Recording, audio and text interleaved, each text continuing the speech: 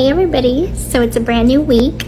So this week I am 22 weeks pregnant and this is my pregnancy update. So now that I am in my second trimester, I've been experiencing a lot of the things I had. Can do like the ring thing where you put a ring on a string and then you like dangle it over your belly, and which if it swings back and forth, it's a boy, and if it swings in a circle, it's a girl. Gypsy Rose and Ken's story is getting more and more interesting every single day after more leaks have been out that she is going ahead to the paternity test this week.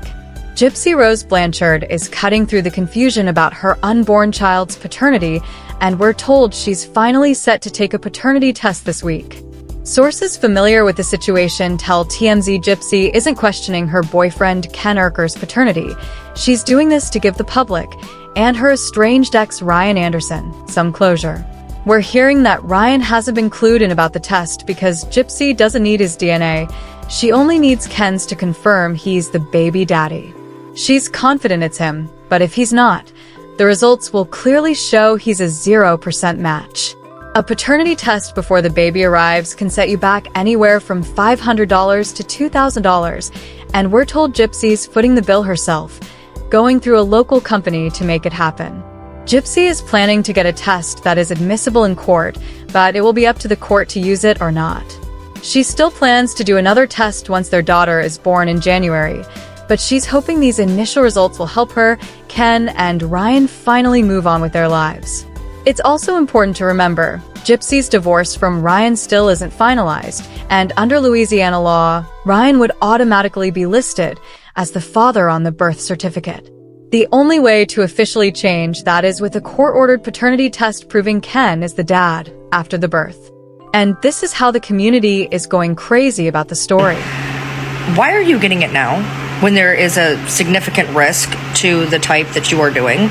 Why would you just wait? Why would you not just wait? Why, if you are so dead set that it's his, why would you not wait and do it when the baby is here and not when it is invasive and has a risk of miscarriage? For what reason would you put your baby's health in jeopardy when you know who it is?